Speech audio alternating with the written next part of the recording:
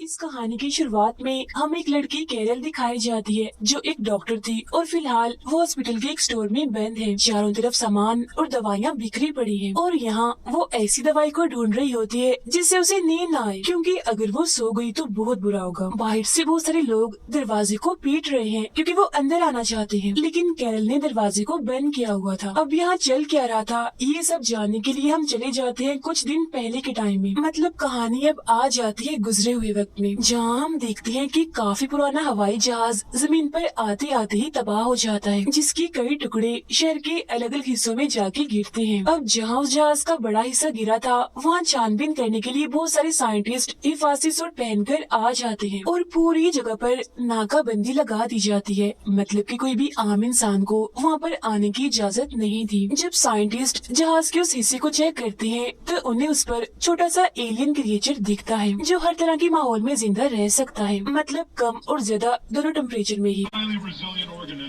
अब जो इन सब चीजों की छानबीन कर रहा था यानी यहाँ का डायरेक्टर वो आता है और जब वो बाहर होता है तो एक बच्ची उसके पास आती है जो उसी जहाज का छोटा सा टुकड़ा उसे पकड़ाती है। अब इस टुकड़े पर भी वो छोटे छोटे एलियन क्रिएचर्स मौजूद थे और जैसे ही ये उस टुकड़े को पकड़ता है तो इसके हाथ पर वो काट लेते हैं जिससे इसके हाथ से खून निकलने लगता है। फिर जब वो घर जाता है तो आधी रात को हम उसका बहुत ही बुरा हाल देखते हैं। उसकी तबीयत खराब होने लगती है और चेहरा तो एकदम भयानक दिख रहा था।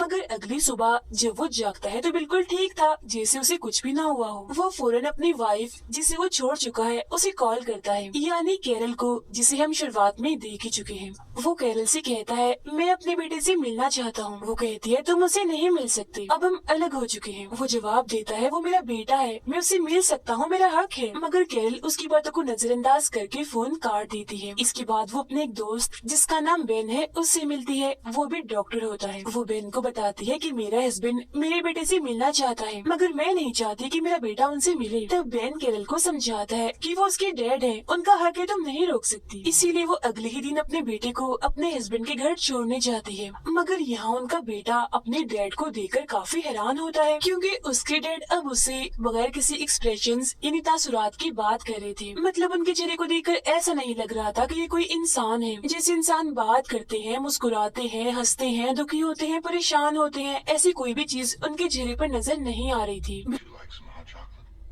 बिल्कुल ऐसा ही लग रहा था जैसे वो कोई रोबोट हो। फिर हम कैरल को देखते हैं जो घर में बिल्कुल अकेली थी। तभी उसके दरवाजे पर कोई दस्तक देता है। वो हल्का सा दरवाजा खोलती है जहाँ हम देखते हैं कि दरवाजे पर अब भी चेन लगी हुई है। बाहर एक आदमी होता है जो उसे बताता है कि मैं गवर्नमेंट का ऑफिसर हूँ, मुझे तुमसे कोई बात करनी है। अब कैरल को अजीब लगता है, इसीलिए वो कहती है आप इंतजार कीजिए, मैं 2 मिनट में आई।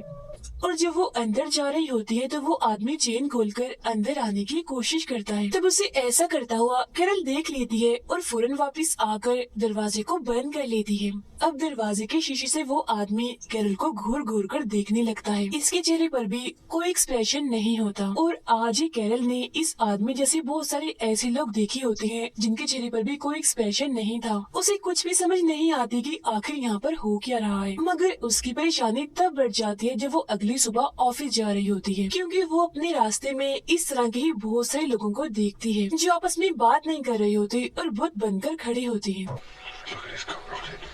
वो लगातार एक ही तरफ देख रहे थे और सीधा सीधा चल रहे थे। मतलब एक्सप्रेशंस इनके चेहरों पर भी नहीं थे। ये ना खुश थे, ना दुखी थे, ना किसी बात की फिक्र से ये परेशान थे और ना ही रो रहे थे। ऑफिस जाने के बाद वो इंटरनेट पर इस बारे में सर्च करती है जहाँ तकरीबन 2 लाख लोगों ने इस तरह की ही बातें लिखी हुई थी कि जो हमारे अपने हैं वो पहले जैसे नहीं रहे, उनका सलूक और सब कुछ बिल्कुल बदल चुका है। इन सब चीजों से परेशान होकर वो अपने दोस्त बेन से मिलने जाती है जहाँ एक दूसरे डॉक्टर भी होते हैं जो इन्हें बताते हैं कि जो हवाई जहाज जमीन पर तबाह हुआ था उस पर बहुत सारे एलियन क्रिएचर्स देखे गए थे और ये जो कुछ भी हो रहा है उनकी वजह से ही हो रहा है, क्योंकि वो एलियन क्रिएचर्स इंसानों के जिस्म में घुसकर पहले दिमाग को अपने कंट्रोल में करते हैं और बाद में पूरे जिस्म को अपने हिसाब से चलाते हैं। और जो भी उन एलियन क्रिएचर्स का शिकार होता है वो ऐसा ही बेहिस बन जाता है। मतलब ना उसके अंदर कोई जज्बात होते हैं और ना ही कोई तासुरात।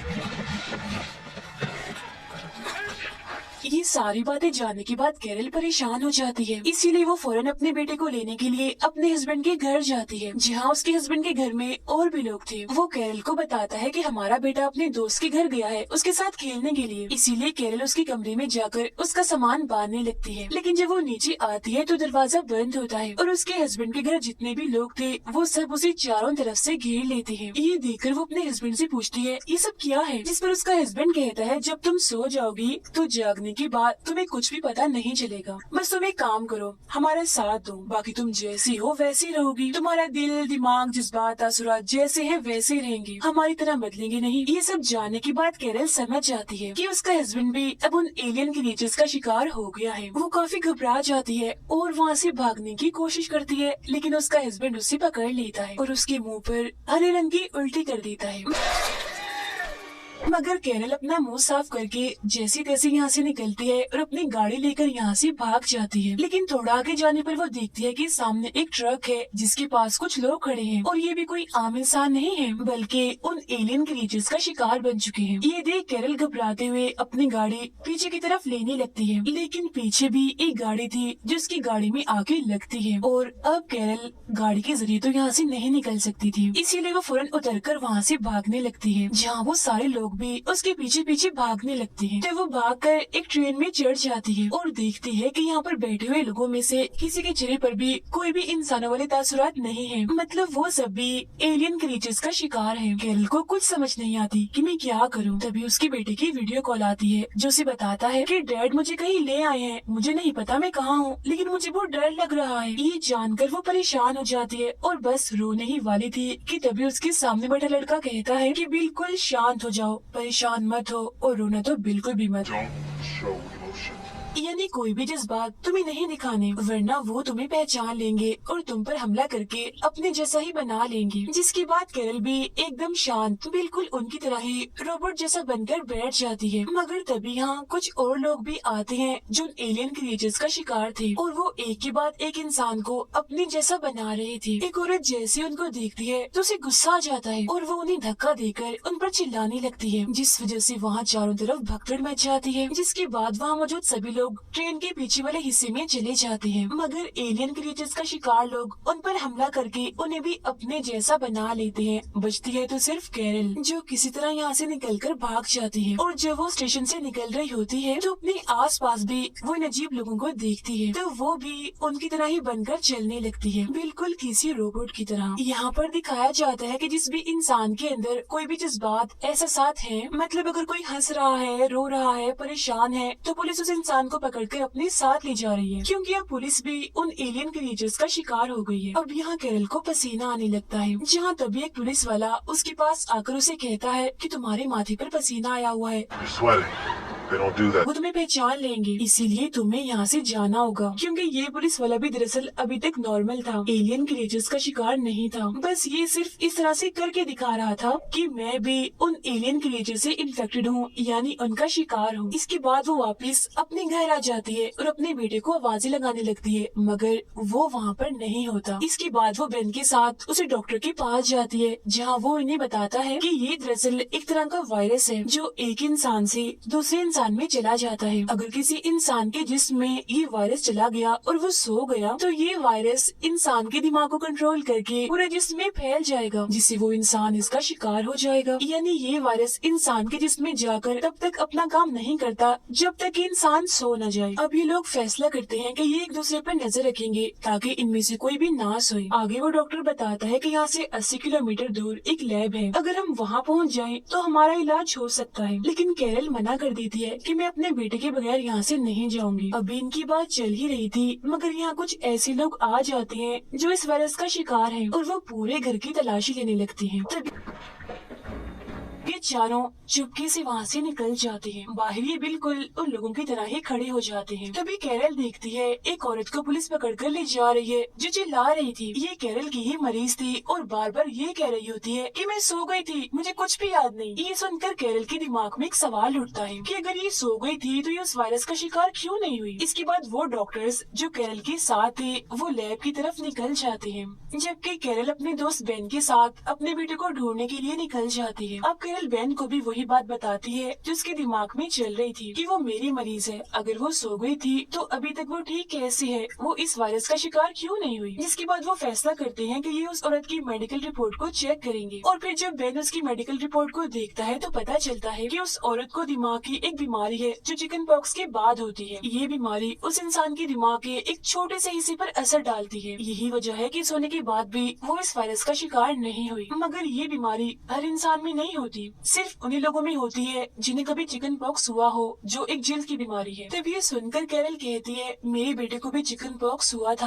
और जब बाद में हमने उसके टेस्ट करवाए तो उसे भी बीमारी हुई थी। इसका मतलब कि मेरा बेटा भी इस वायरस का शिकार नहीं हो सकता, वो पूरी तरह महफूज है इस वायरस से। इसीलिए तो वो बार बार मुझे कॉल कर रहा है क्योंकि वो ठीक जो है। अब बेन अपने उसी डॉक्टर को कॉल करता है जो लैब की तरफ गया था और वो लैब में पहुंच भी गया था। Ben Yeah, we're here.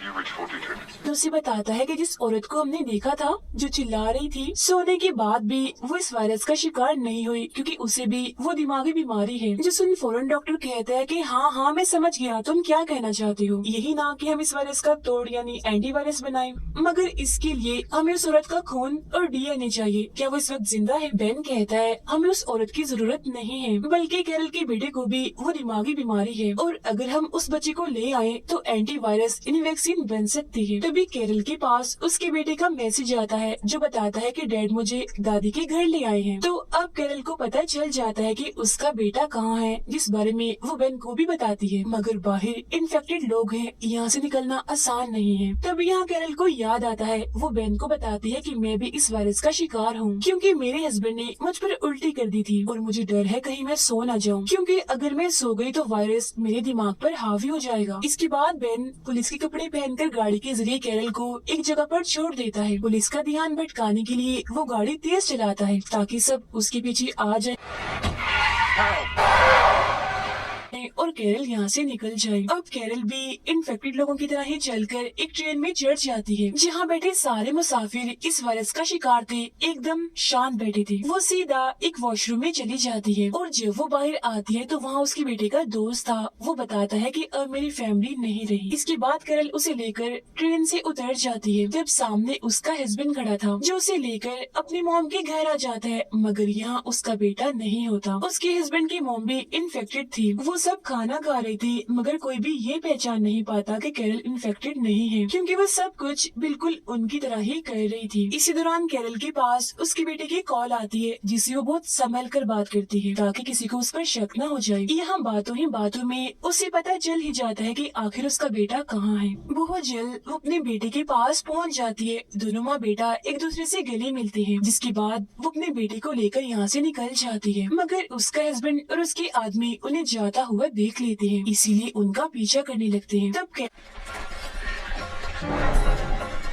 Carol और उसका बेटा भागकर एक बेसमेंट में आ जाते हैं जहाँ उनके पीछे पीछे कैरल का हस्बैंड भी आ चुका था जो इन्हें देख लेता है। वो अपने ही बेटे को पकड़कर उसे मारने की कोशिश करता है क्योंकि अब उसके अंदर कोई भी जज्बात नहीं थे कि ये मेरा बेटा है। मगर इससे पहले कि वो उसे मारता, कैरल एक रॉड से हमला करके उसे जान से मार डालती है। जिसके बाद वो अपने बेटे को लेकर एक हॉस्पिटल के स्टोर में आ जाती है जहाँ बहुत सारी दवाइयाँ थी। फिर वो एक दवा को इंजेक्शन में भरकर अपने बेटे को देती है और कहती है कि अगर मैं सो जाऊं तो इसे मेरे दिल में लगा देना। फिर कैरल के पास बेन की कॉल आती है। ये उसे बताती है कि मेरा बेटा मेरे साथ है और हम एक हॉस्पिटल के स्टोर में हैं। बेन कहता है ठीक है, बहुत जल्द मैं भी वहाँ पहुँच जाऊंगा। अब कैरल को बहुत नींद आ रही थी मगर वो नहीं सो सकती थी क्योंकि सोने के बाद जब वो जागेगी तो वो भी इन्फेक्टेड हो गई होगी। लेकिन क्योंकि उसका बेटा थक चुका था इसीलिए वो सो जाता है। जिसके बाद वो यहाँ नींद न आने की दवा ढूंढना शुरू कर देती है और ये वही सीन है जहाँ से कहानी शुरू हुई थी। बाहर से इन्फेक्टेड लोग दरवाजे को पीट रहे होते हैं अंदर आने के लिए, मगर वो दरवाजा नहीं खोलती। वो काफी घंटों से नहीं सोई होती इसीलिए अब उसे नींद आ जाती है। उसका बेटा जब ये देखता है कि मेरी मॉम सो गई है तो वो उस इंजेक्शन को कैरल के दिल में लगा देता है जिससे वो फौरन जाग जाती है, यानी कि वो पूरी तरह से नहीं सोई थी। तभी यहाँ पर बेन भी आ जाता है जिसे देखकर वो बहुत खुश हो जाती है और उसके गले से लग जाती है। मगर बहुत जल्द उसे एहसास हो जाता है कि बेन भी अब उस वायरस का शिकार हो चुका है, तो वो जल्दी से उस पर गन तान देती है। बेन कहता है एक दिन तुमने ही मुझसे कहा था था कि पूरी दुनिया में सुकून होना चाहिए, कोई लड़ाई नहीं होनी चाहिए। लो देख लो, इस वायरस की वजह से ऐसा हो भी गया। हर तरफ सुकून हो गया है। वायरस का शिकार लोग आपस में नहीं लड़ते क्योंकि उनके अंदर कोई जज्बात, कोई एहसास है ही नहीं। तभी तो हर तरफ सुकून का माहौल है। अब दुनिया से हर तरह की बुराई खत्म हो जाएगी। ये कहने के बाद वो दरवाजा खोल देता है ताकि वो इन्फेक्टेड लोग अंदर आ जाएं। तब कैरल रोते हुए पूछती है, मैं तो वायरस का शिकार हो जाऊंगी, मगर मेरे बेटे जैसे लोगों का क्या होगा? बेन कहता है, जो इस वायरस का शिकार नहीं हो सकते, हमारी इस दुनिया में उनकी कोई जगह नहीं है। जिसके बाद वो सारे लोग उसके बेटे को मारने के लिए आगे बढ़ते हैं। तब कैरल उन पर गोलियां चलाकर सभी को मार डालती है। साथ ही